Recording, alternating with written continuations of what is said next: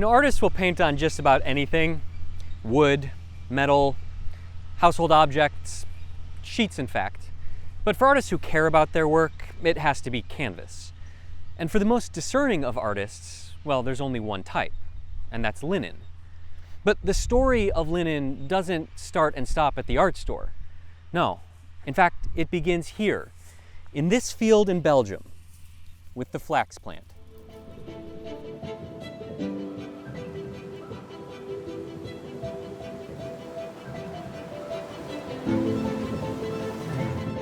I'm Julian Baumgartner. As a fine art conservator over the past 2 decades working to preserve artworks, I've been fortunate enough to meet and work with some of the most talented, driven, and interesting people in the arts. And now I want to take you into their worlds, to meet them, hear their stories, and share their passions. So join me as we go behind the canvas. Welcome to Belgium, a small but mighty country with a long and proud history of agriculture, arts, and technology. This is a country that has produced some of the most talented and important artists in the world. A country that has its roots, heart, and feet firmly planted in agriculture, yet a country that is looking forward to technological innovations and balancing industry, craft, and art. I'm en route to the small village of Ofu, approximately 15 miles or 24 kilometers southwest of Liège in the east of the country, to meet with Bert Wolfkarius, a flax farmer and owner of Flaxbox, a company dedicated to the production of some of the finest flax in the world. What's happening today here with all of the equipment? Today it's our final stage of the flax growing. We pulled the flax out and we put it on the field. And you pull it, not cut it, right? No, we pull it. So you see here you see the root. Yeah. So it's pulled out. The root is 1 meter in the ground. Wow. But when we pull it here, it breaks here. So you have still a little bit of root here. Yep. And then we put it like this on the field. After 1 or 2 rains, we turn around the flax so that we have a nice homogeneous color. And this is called retting, right? Retting, yes. Why are you retting it? Because when you take one flax, so this is the fiber. I see. So you're trying to get rid of the outer. No, it's the inner. So you see the wood. These are the shies. The shies are being used for horse litter. I see. For wooden panels. In our factory at home, we do like this, but mechanically. I see. And what we have. That's called scotching? That's called scotching. So now I'm scotching with my fingers. There's a lot of work to do with just your fingers. Yes, if you have to do a whole field, it will be a problem. So now you have the long flax fiber. The long flax, which is what gives flax its strength. Yes. I see. During scotching, some parts, like this, break off. This is the short fiber. Ah, I see. And one of the uses of short fiber is the $1 note. Oh, really? In America. Yes. Get out of here. Only in the $1 note. So not in the 10 or the 20, but in the $1. So I'm holding the beginning of American money. Yes. So we make American money here. That's really cool. After it's collected and after it's starched, then what happens to the fiber? Then they spin the fiber. Then it's go to the weaving. That's where we're headed next, to see them turn this into linen. Yes. That's fantastic. From the flax fields in eastern Belgium, we travel across the country to the west, to a company that for over 150 years has been dedicated to the production of the highest quality linen. It was at Libeco that I had the pleasure of meeting Raymond Libert, the president of the company and a 5th-generation linen maker who opened up the doors of his factory to show me how what Bert harvests in his fields is turned into linen. It seems that the flax plant is, every part of it is used. Yes. The entire yes. stalk. There's no waste. There's no. That must make it an incredibly green process. Yes, true. And even in our production process, there is no waste. Even the dust, you will see the dust in the weaving.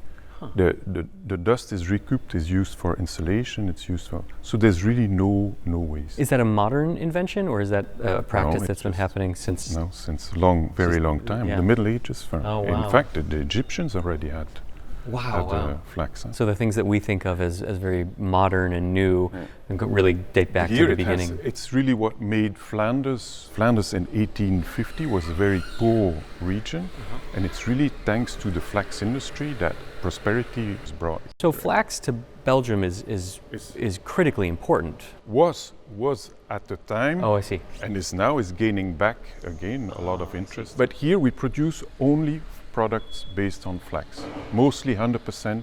We do sometimes mix blends with cotton or with polyester, but mostly it's pure. So when thinking in terms of textiles, the difference between flax and something like cotton. It's a much harsher when you feel.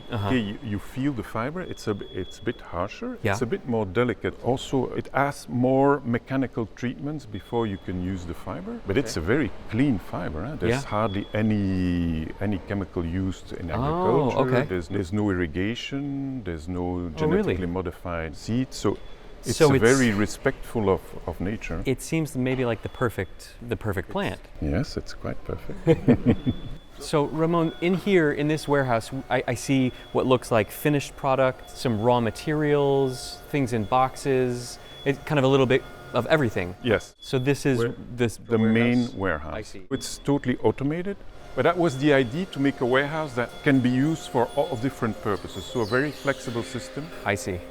Libeco's state-of-the-art carbon-neutral, fully automated warehouse allows the company to carefully select and prepare individual rolls of fabric for their customers, including myself, as this is how the rolls arrive at my studio in Chicago. In fact, this is the very same roll that I routinely order, Artist's Canvas number 5. Before the bobbins of flax yarn are sent to the next stage of the fabrication process, the weaving, batches are sampled and tested in Libeco's in-house laboratory to ensure that they meet the company's high standards. Attention to detail and commitment to the finest quality is evident in every step of the process at Libeco.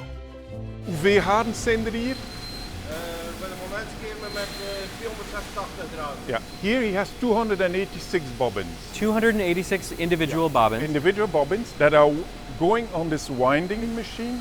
It's done by computer, and you build up the full width of your warp. If you want to be able to weave well, you need to have a perfect warp.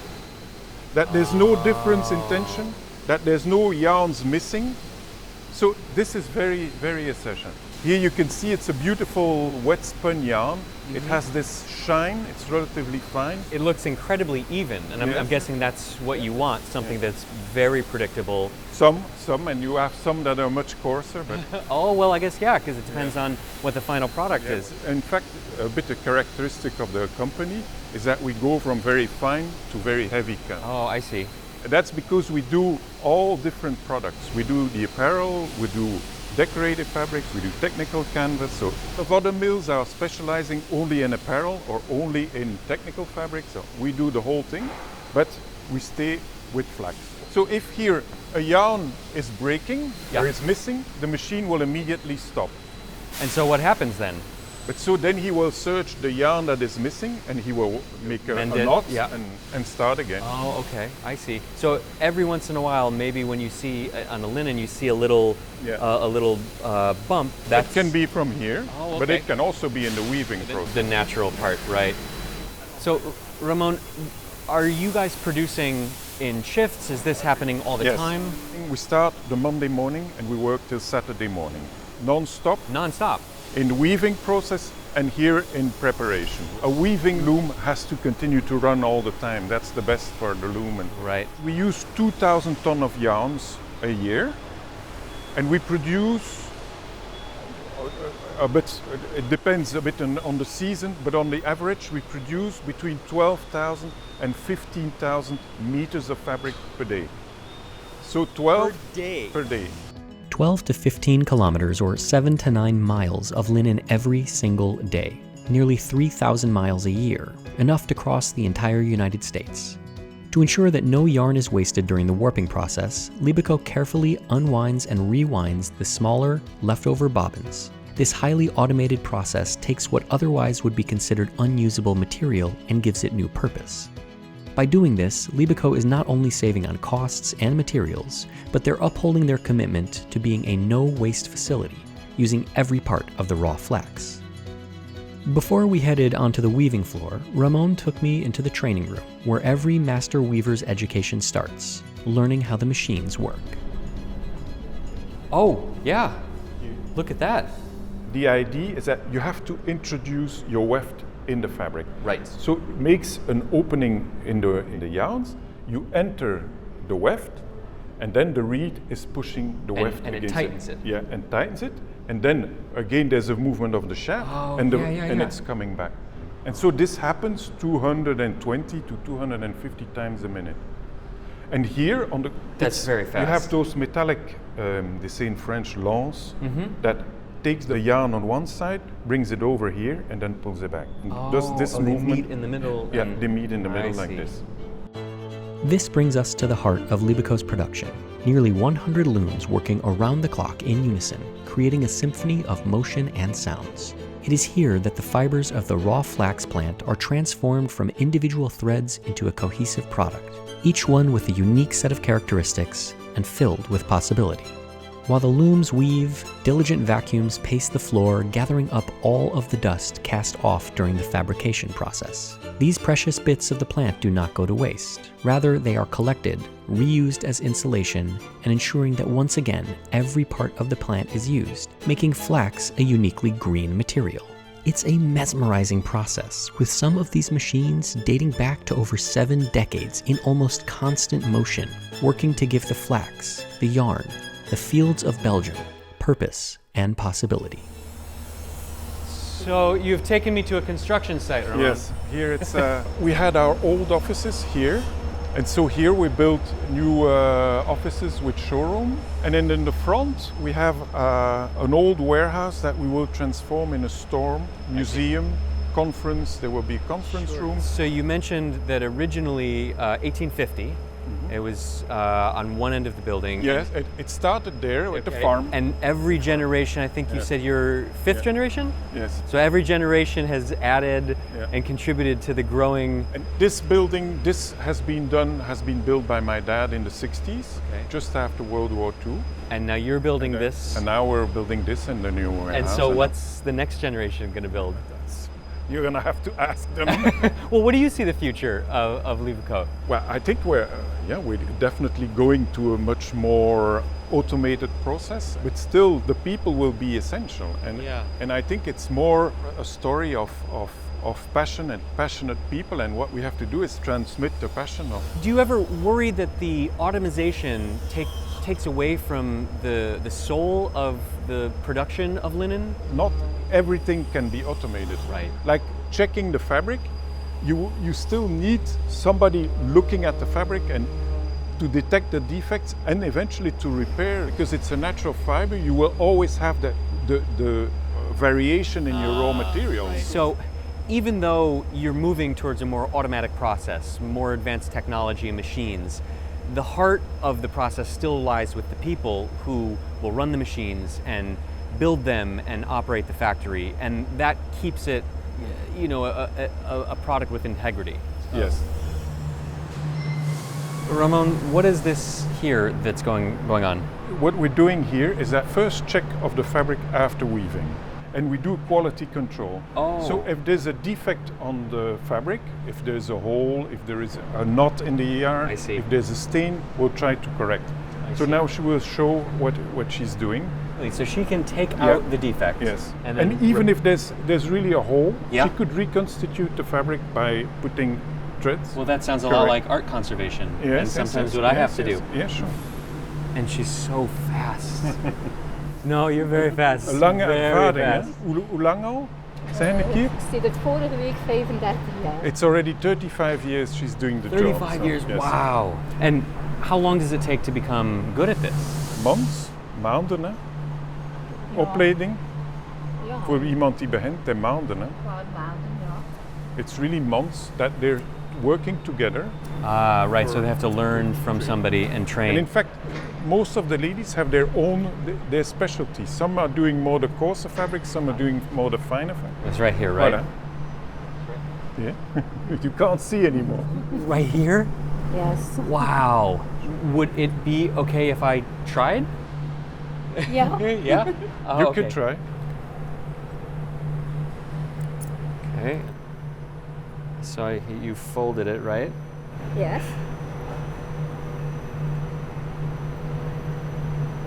Oh, perfect. Oh, all right. He's talented. And this way? Yeah, if you with the Maybe he should stay then. I think I'm no? No, you can not start here. Yeah. Oh, Fur. I see.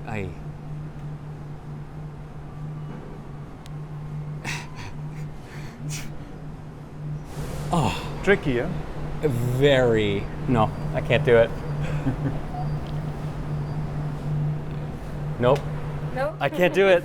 It's too hard. I mean, it looks so easy, but it's so hard. And she does it so fast. I see why it takes months and months of practice. All right, well, I've been very humbled. Is there something easy that I can do?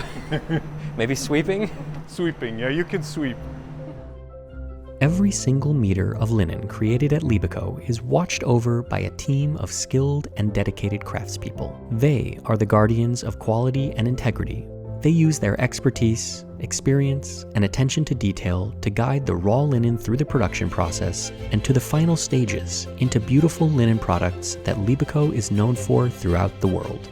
But Libeco is not content to rest on a 150-year-old tradition. They are always looking to push linen forward, both in production and technology, but also in finding new ways to showcase the versatility and beauty of this timeless material. I had the pleasure of meeting Amy Liebert, who oversees the challenge of introducing the world to linen. So you're the creative heart behind the home collections. Behind the home collection. Ramon was telling me diverted a little bit from the traditional approach, adding more color, more design. There was always color, but it was always really, really traditional. And now, in the last 10 years, I've tried to develop products that are modern and hip and work in lots of different countries all over the world, and it's working. So far, so good. What was in the past, we had more, the base of our collection was more, traditional table linen, traditional bed linen. I see. Traditional classic bed linen was in the past something, it wasn't hip like Wasn't it is young, now. yeah. Now we make washed bed linen and we Yeah. make lots of accessories to go in other parts of the house as well. This tension of Yeah. old and new really seems to fuel Libeco. In the past, textile always had a little bit of a negative connotation. It seemed very old-fashioned. It seemed, and now old-fashioned, you right. see that when you hire young people, they're excited because there's that creative part. It's the electronics, the Yes. internet. It's bringing so Yeah. much new things that. Yeah, that's what keeps everybody excited to come to work. You know, learning from the tradition and then bringing new things in. And I'd imagine that going forward, it's just going to continue, and you're going to continue to push the boundaries of what you can do with a traditional medium, and in new design and new markets and new products, and I mean, just how far you can push linen. So the linen market now represents 0.4% of total textile. 0.4? 0.4%.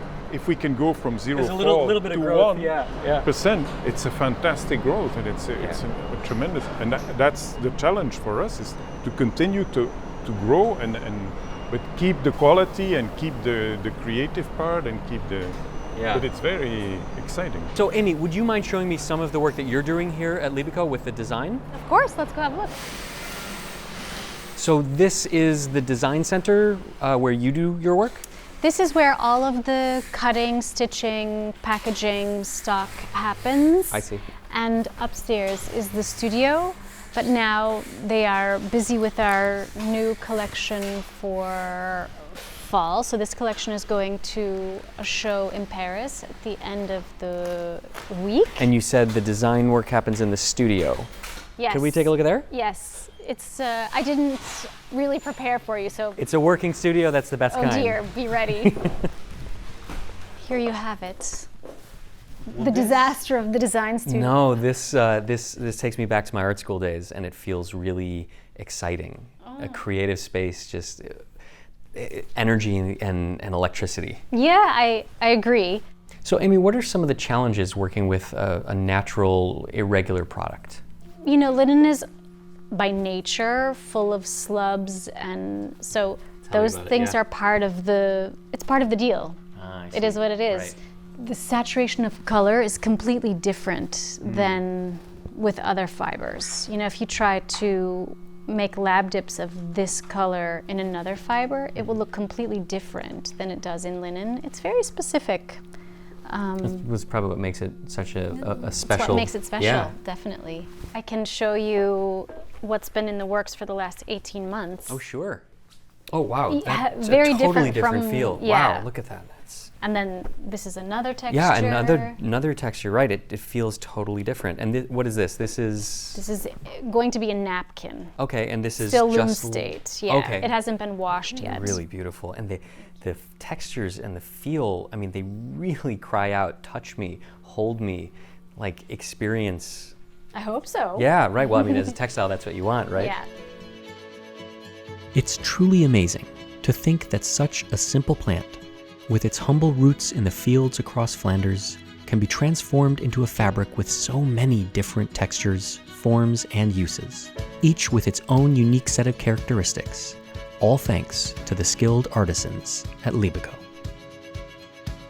Well, that was absolutely fascinating. I work with canvas and linen from you guys all day long, and I always knew that it was a really special, really wonderful material, but to see it being made and how difficult and complicated the process is, but to learn how green it is and to learn how long you've been doing it for 5 generations now, really makes me think about how I'm going to approach it the next time and how I'm going to think about it as more than just a fabric that I use at work. Yeah, we just hope that we convince you that flax has a bright future, and there's a lot of possibilities. There's still a lot to be done. Well, I think if what I've seen here today is any indication of what's to come, I'm pretty sure that Libeco will be right on the forefront of it, and I'm excited to see what you guys do next. But before I go, who do I speak to about placing an order? Because I'm running out. Well, I'm sure we'll sort that out. Okay, well, thank you.